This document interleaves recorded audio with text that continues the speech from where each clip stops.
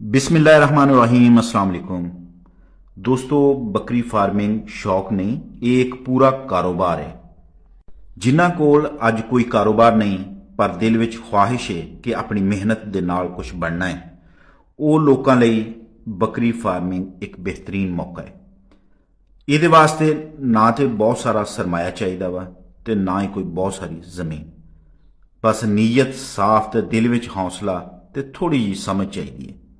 बकरी फार्मिंग वो कारोबार है जिहड़ा बंदे नूं कदम करन ते सिखाउंदा है कि सबर ते मेहनत दा सिला हमेशा मिलता है। अज हज़ारां लोग बकरी फार्मिंग करके लखां नहीं करोड़ां विच खेल रहे हैं। जे तुसीं भी जिंदगी बदलना चाहते हो तो बकरी फार्मिंग शुरू करो। बकरी फार्मिंग शुरू करने लई कोई दो चार गल्लां ने, उन्हां नूं याद रखो ते समझ दे नाल प्लानिंग दे नाल ये काम शुरू करो। सब तो पहले तो साढ़े को जगह होनी चाहिए है।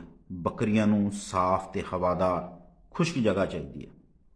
भावें बहुत बड़ा शैड ना होवे, भावें एक कमरा भी होवे, लेकिन ऐसा होना चाहिए है जगह कि जिहदे विच सर्दी और गर्मी दोवां तो बचाव हो सके।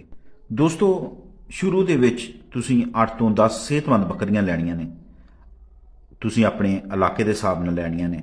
जे अगर तुसीं पंजाब दे विच हो तो फैसलाबाद की जिहड़ी बीटल नस्ल आ वो अपनी मिसाल आप आ, जिहड़ी दुध भी बहुता दिंदी है तो बच्चों की ग्रोथ भी बड़ी होंदी है तो उस तो बाद बच्चे भी ज़्यादा दिंदी है।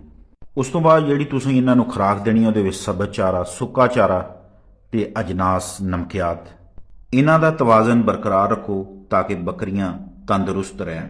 उस तो बाद बकरी की वैक्सीनेशन करवानी है। साल दे विच 2 दफ़ा वैक्सीनेशन होंदी है।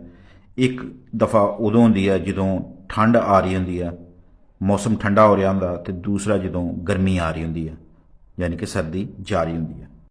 जे तुसीं ये कदम सोच समझ के उठाओगे तो बकरी फार्मिंग नफ़े का कारोबार बन सकता है।